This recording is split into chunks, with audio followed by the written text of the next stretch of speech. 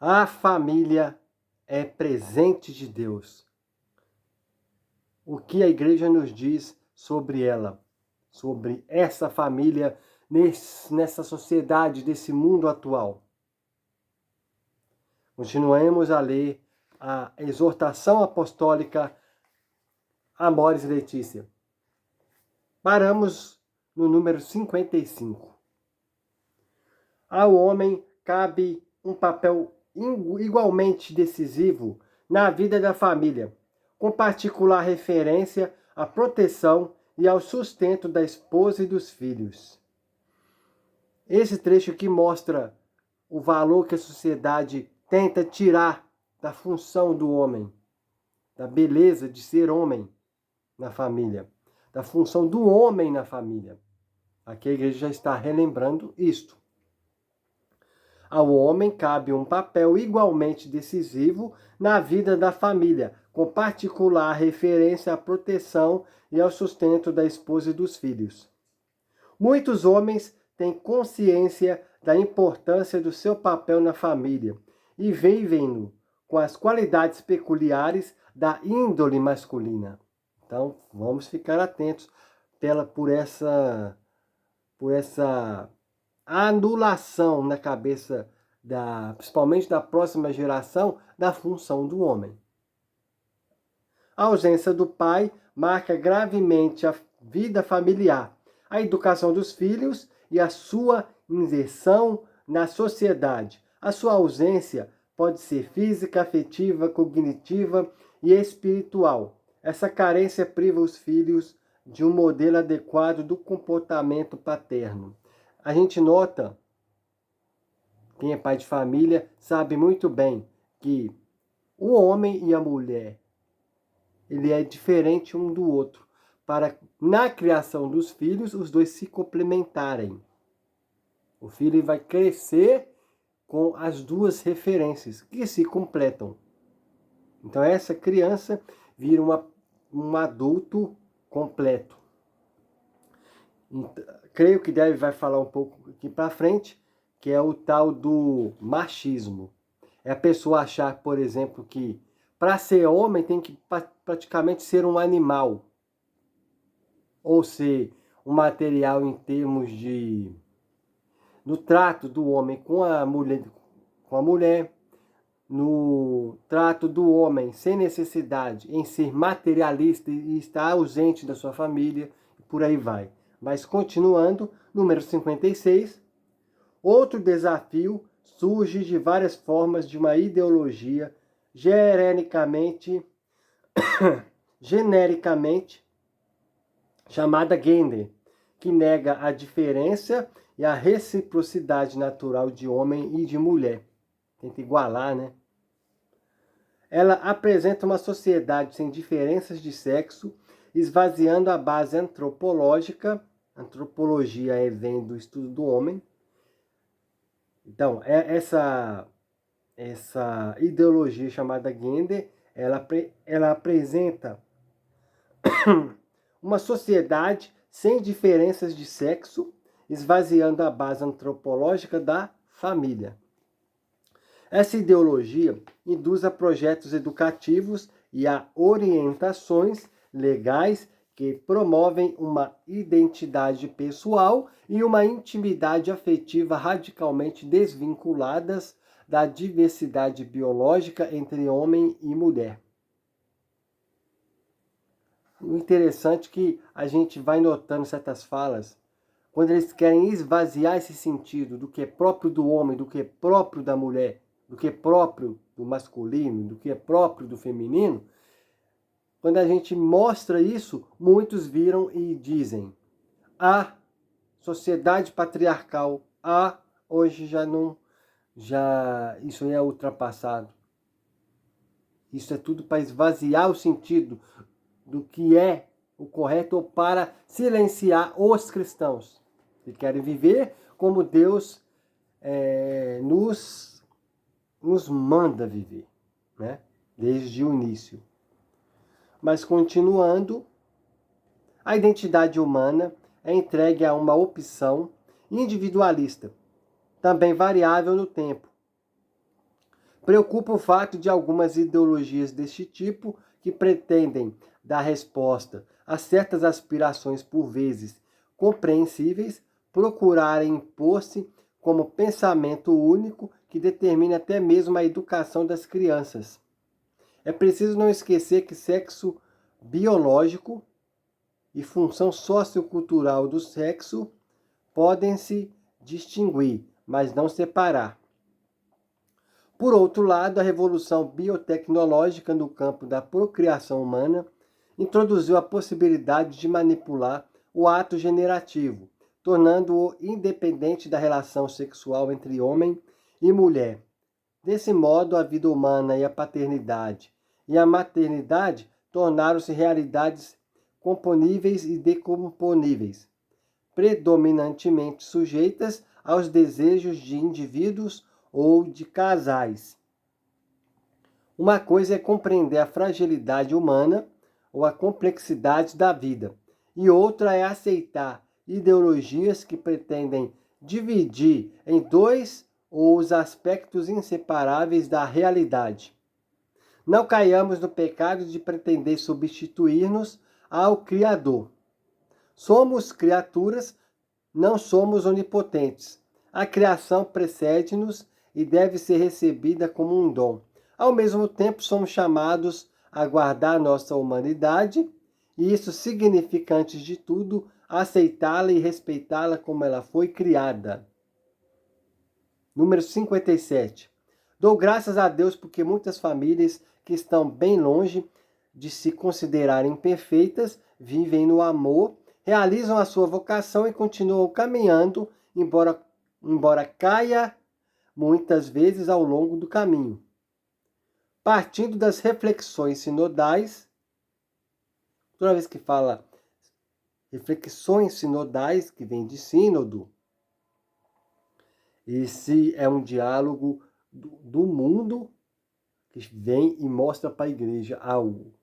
Então é caminhar juntos, sínodo, é caminhar juntos. A igreja ouvindo e guiando a sociedade, os representantes dela. Partindo das reflexões sinodais, não se chega a um estereótipo da família ideal, mas a um interpelante mosaico formado por muitas realidades diferentes, cheias de alegrias, dramas e sonhos. As realidades que nos preocupam são desafios. Não caiamos na armadilha de nos consumirmos em lamentações autodefensivas, em vez de suscitar uma criatividade missionária em todas as situações. A igreja sente a necessidade de dizer uma palavra de verdade e de esperança. Os grandes valores do matrimônio e da família cristã correspondem à busca que atravessa a existência humana. Se constatarmos muitas dificuldades, estas são, como disseram os bispos da Colômbia, um apelo para libertar em nós as energias da esperança, traduzindo-as em sonhos proféticos, ações transformadoras e imaginação da caridade. Então, essa imaginação da caridade, esse trecho aqui final, que fala dos bispos da Colômbia, um apelo para libertar em nós as energias da esperança, traduzindo-as em sonhos proféticos, ações transformadoras, imaginação da caridade, caridade que é amor. Até aqui tem rodapé. Conferência Episcopal da Colômbia. Há tempos difíceis. Colombianos novos colombianos. 13 de fevereiro de 2003. Então, esse documento aqui de 2015 está citando uma fala lá de 2003, da Conferência Episcopal da Colômbia. É tipo uma CNBB, só que lá da Colômbia. Então, a gente, o que fala aqui no final? Fala que não existe família perfeita, né? Mas a gente tem uma referência, que é o que Deus criou, né? Aqui, agora vamos para o número 58, do subtítulo Olhar Fixo em Jesus, a vocação da família. Então, a vocação da família é esse olhar fixo em Jesus Cristo. Número 58. Diante das famílias e no meio delas, deve ressoar sempre de novo o primeiro anúncio, que é o mais belo, mais importante, mais atraente e ao mesmo tempo mais necessário. E deve ocupar o centro da atividade evangelizadora. Esse trecho aqui está em Evangelho Gaudium, que é um documento do Concílio Vaticano II, número 35. Eu estou lendo no rodapé, tá? Voltando ao 58, é o anúncio principal, aquele que sempre tem de voltar a ouvir de diferentes maneiras, é aquele que sempre se tem de voltar a anunciar de uma forma ou de outra. Porque nada há de mais sólido, mais profundo, mais seguro, mais consistente, mais sábio que esse anúncio. E toda a formação cristã é primeiramente o aprofundamento do querigma. O que é esse querigma? Querigma é um anúncio focado em Jesus. Querigma é o primeiro anúncio. Por isso que aqui está falando do olhar fixo em Jesus. Número 59, o nosso ensinamento sobre o matrimônio e a família não pode deixar de se inspirar e transfigurar à luz desse anúncio de amor e ternura, se não quiser tornar-se mera defesa de uma doutrina fria e sem vida. Com efeito, o próprio mistério da família cristã só se pode compreender plenamente à luz do amor infinito do Pai, que se manifestou em Cristo, entregue até o fim, e vivo entre nós. Por isso quero contemplar Cristo vivo, que está presente em tantas histórias de amor, e invocar o fogo do Espírito sobre todas as famílias do mundo. Número 60. Número 60. Dentro desse quadro, o presente capítulo recolhe uma síntese da doutrina da Igreja sobre matrimônio e a família. Também aqui citarei várias contribuições prestadas pelos padres sinodais nas suas considerações acerca da luz que a fé nos oferece.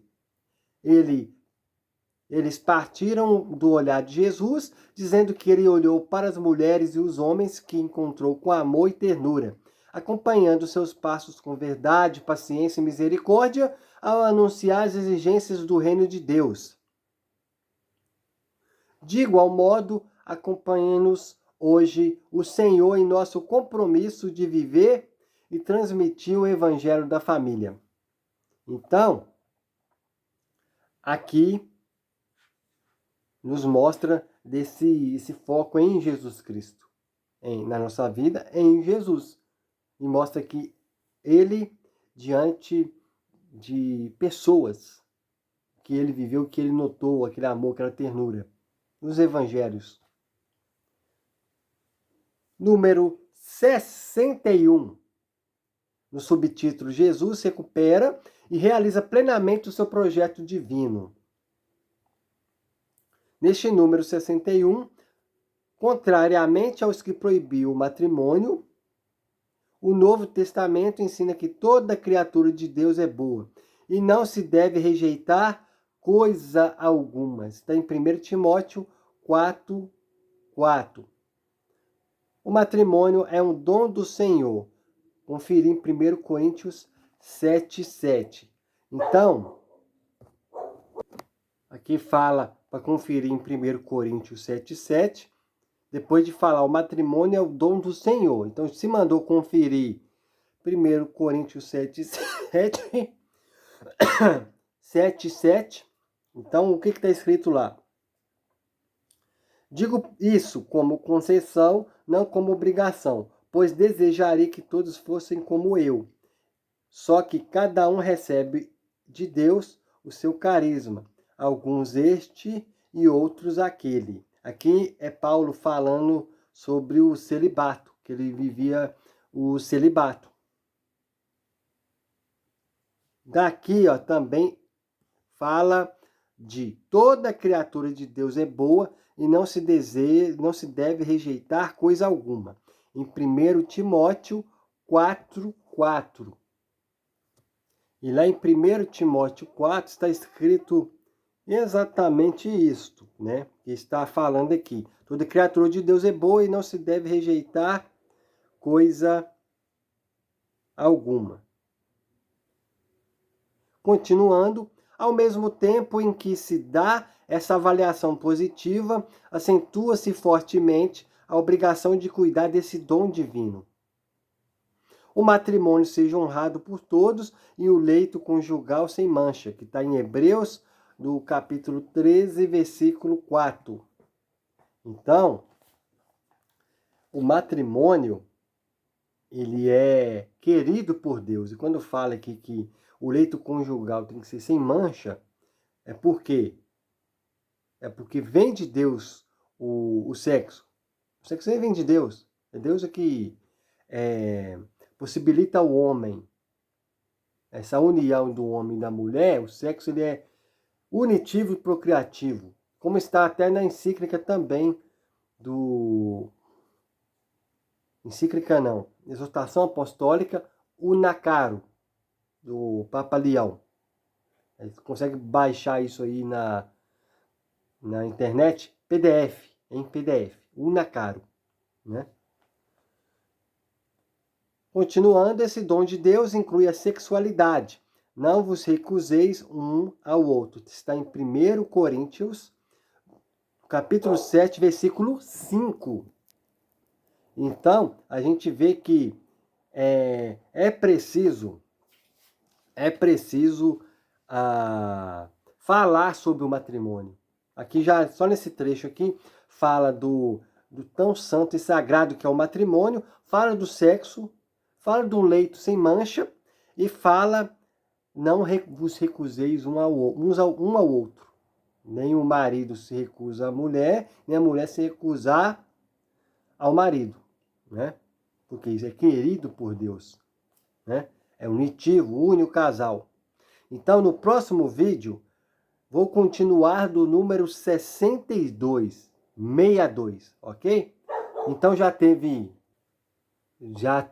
muita informação, então meditemos em cima dessa encíclica tão esclarecedora. Salve Maria a todos!